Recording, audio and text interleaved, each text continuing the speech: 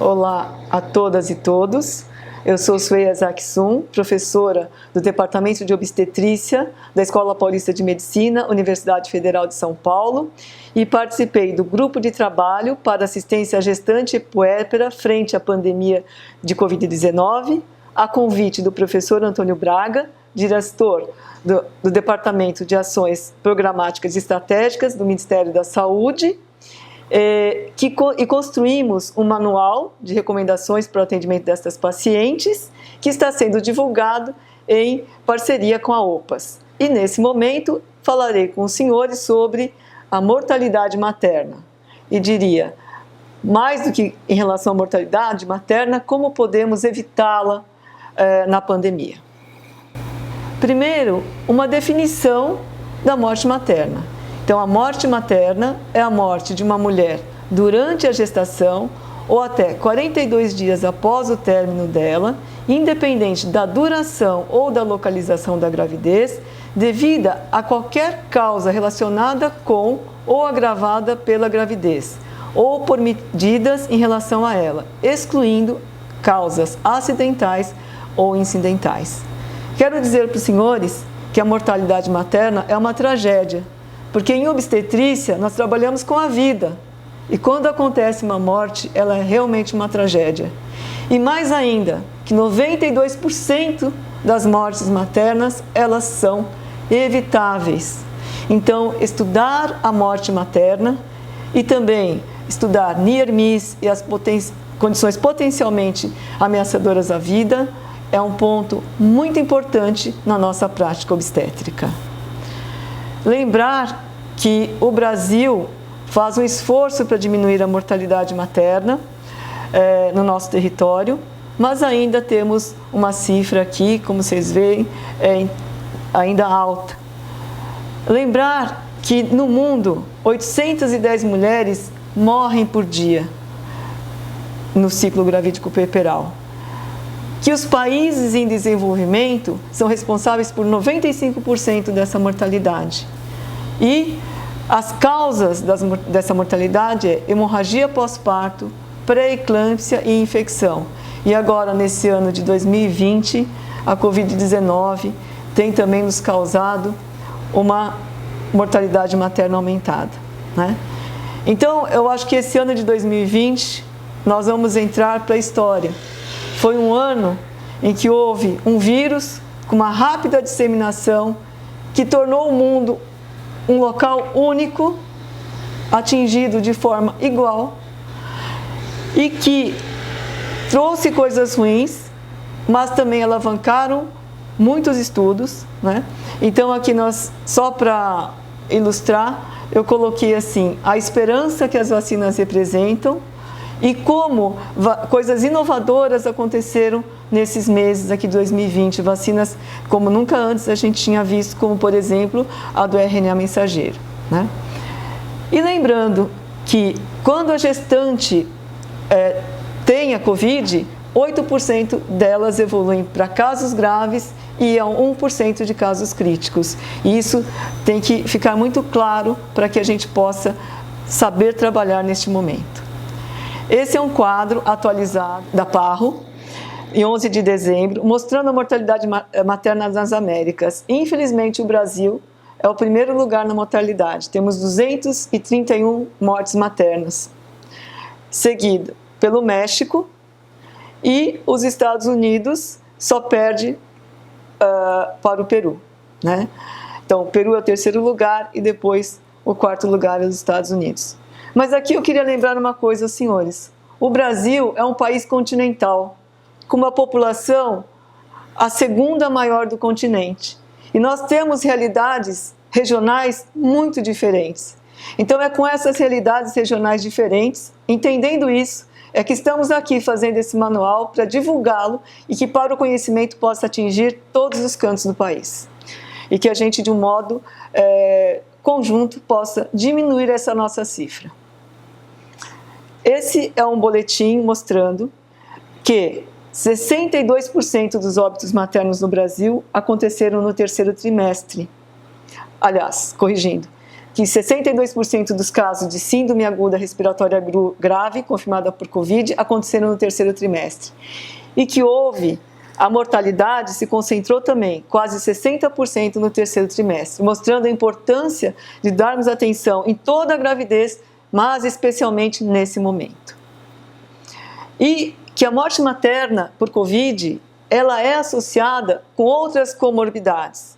Então, com diabetes, com doença cardiovascular crônica, com obesidade e com hipertensão. Porque, como sabemos, são situações essas que já levam ao estado inflamatório da gestante. E que a gravidade do Covid é quando ela entra, o paciente, naquela fase inflamatória. Então, isso acontece no terceiro trimestre, essas doenças agravam o prognóstico da paciente.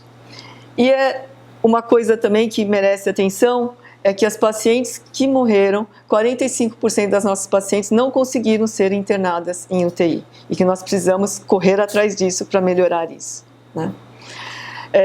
Essa é uma meta-análise que mostrou quais são os fatores associados à forma grave da Covid-19. Então, reforçando o que aconteceu no Brasil, quando eu tenho obesidade, hipertensão crônica e diabetes pré-existente, eu tenho o dobro da chance de ter uma forma grave da Covid-19. E lembrando que nas grávidas, eu costumo ter menos febre do que nas mulheres não grávidas, que as grávidas têm maior necessidade de UTI e maior necessidade de ventilação invasiva quando acometidas pela Covid na forma grave. Eu gosto muito de falar, quando falo sobre mortalidade materna, sobre as demoras. Eu deixei aqui em inglês, né? Mas sobre as demoras. Então, nós temos que diminuir a mortalidade materna, nós temos que identificar as demoras que acontecem para o atendimento dessa gestante e por que ela chega a morrer.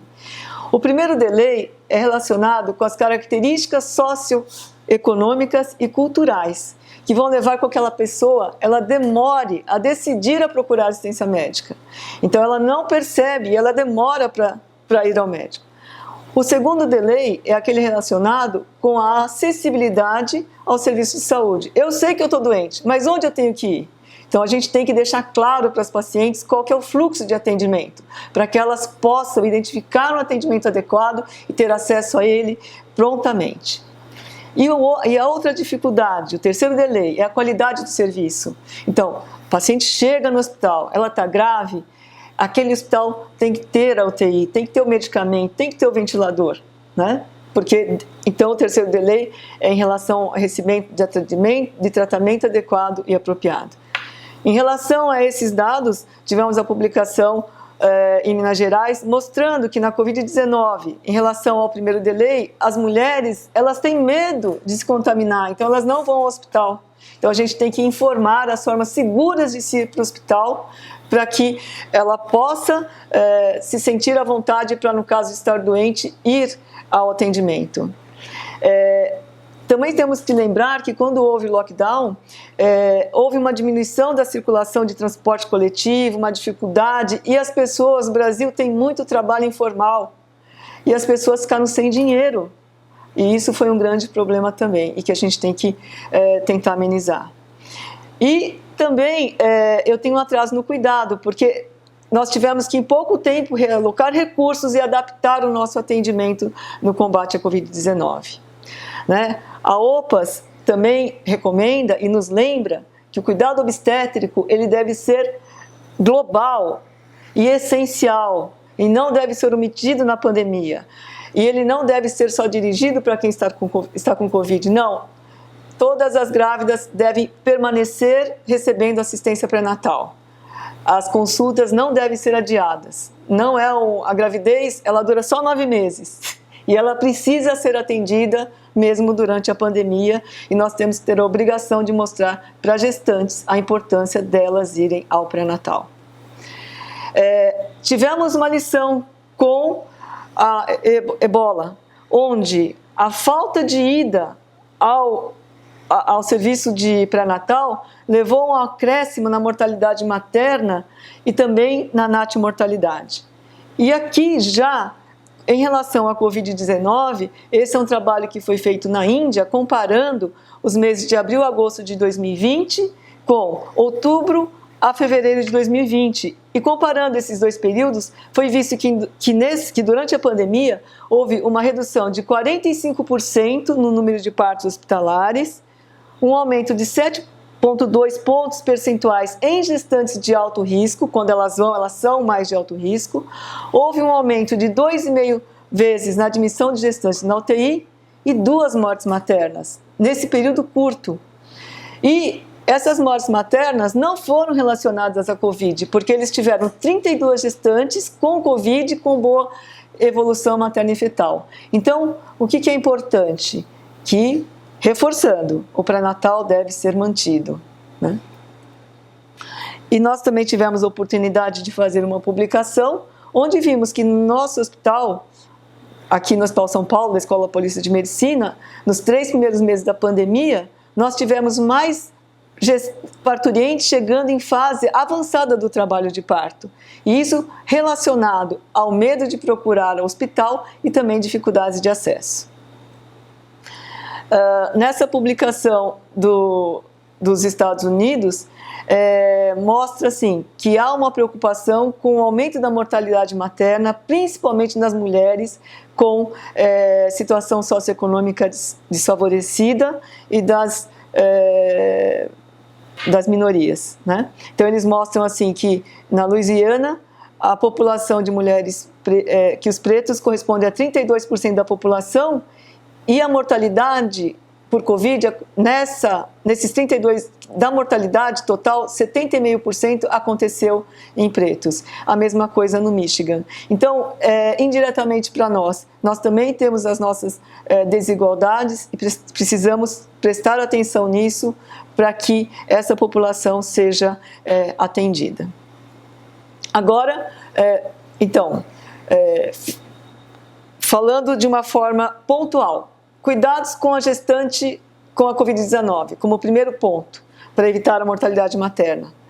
Garantir atendimento de qualidade, monitoramento rigoroso e fluxos assistenciais pertinentes à gestante com doença grave. Esses cuidados adequados, né, eles estão aqui nesse manual, disponível pela internet, facilmente aqui tem o código o QR também, que vocês podem baixar.